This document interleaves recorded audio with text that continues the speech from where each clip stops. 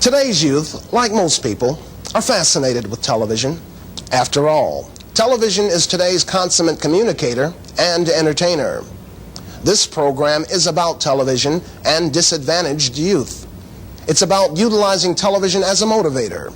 It's about exposing youth to the professionals of the Tucson television industry and, under their supervision, providing hands-on experience in operating some of the equipment as well as role-playing. This program is not about guaranteed employment within the industry, but about work exploration that for some may one day lead to a career. For others, well, just broadening their scope to help them determine their own career goals. Most of all, hands-on television production for beginners is about providing summer employment for 14 to 15-year-olds who are too young to work.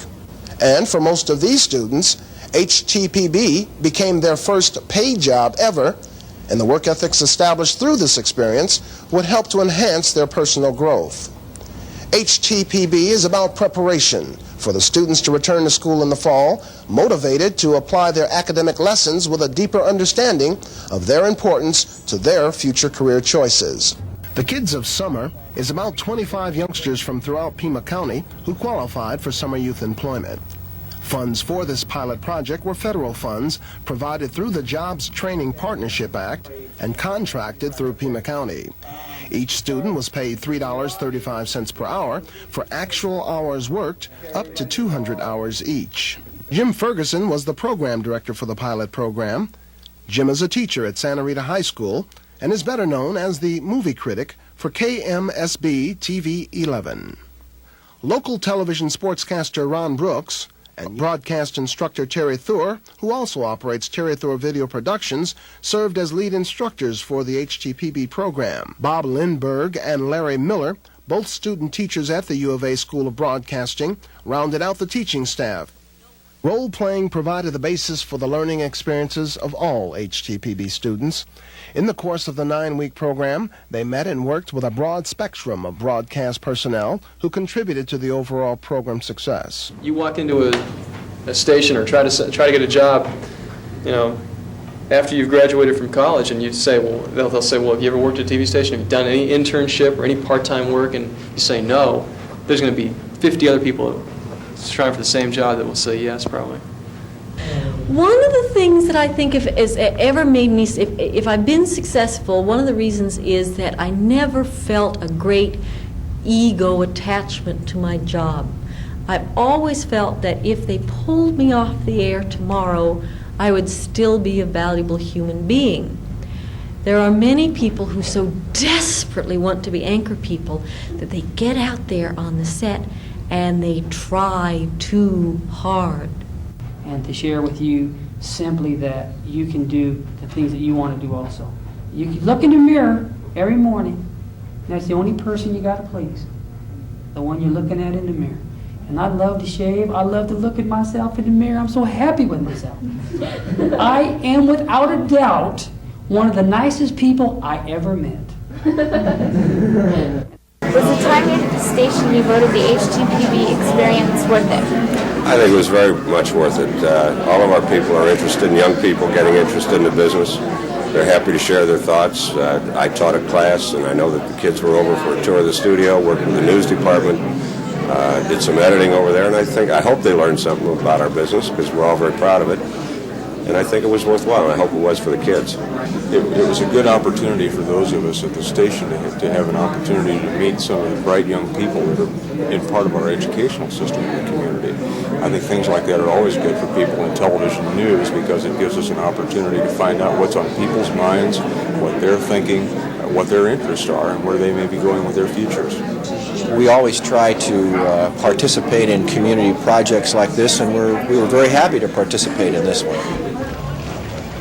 Mixing business with pleasure, students were invited to visit Old Tucson to learn about motion picture production, a natural extension to television broadcast production. Bob Sheldon, the head of Old Tucson, welcomed our students and offered encouragement. I think it's a wonderful age and a wonderful time in a person's life to become interested in that kind of an industry, trade. I think it can nothing but do good for the future of these young people to get started early. Okay, go ahead. Is the tape rolling? Is tape rolling? Yeah. Okay, we're going to go in 8, 5, 4, 3, 2, 1. Open the announce mic, cue and fade in 1. Welcome to the animal world.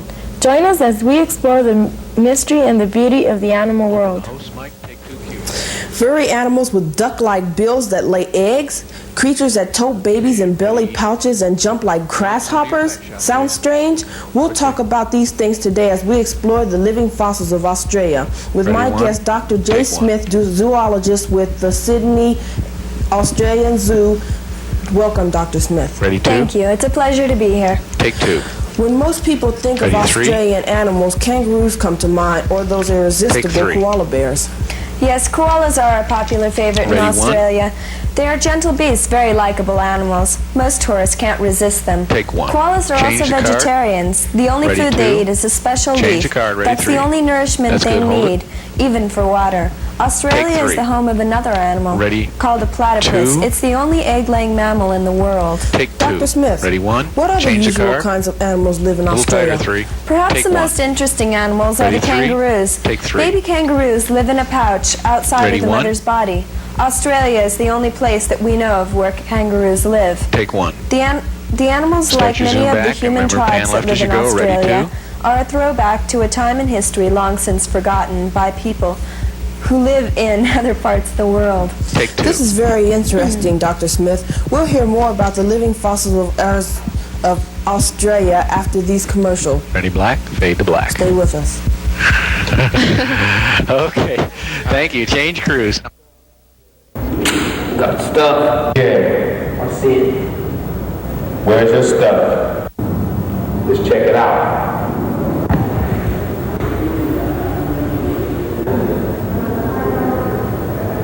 Skippy peanut butter. So smooth, even the tough guys like it. Hi, my name is Wilbur, and as you can see, I'm just a little bit overweight. I've tried many diets, but both of them did not give me enough food. My friend said, Wilbur, why don't you try laxative? So I did. I took X-Lax, America's #1 laxative. It has been proven effective by 12 doctors worldwide, but I don't think this stuff works. Hi, it's me again. I feel a lot better thanks to X-Lax. It's not only America's #1 laxative, but a great diet plan.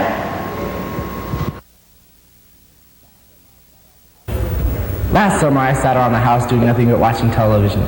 But this summer, I had a chance to do more. I became a part of television. Hands-on television production for beginners can help you do the same. It can help you have a chance to meet new friends and to make some good money. Hands-on television production for beginners gave me the opportunity to get ahead in life, and it can do the same for you. Hands-on television for beginners, an experience that will last a lifetime. Hi, my name is Andrea Baker, and what I got out of this program is a great experience, and I learned how to work with cameras, and I also learned how to work with different kinds of people.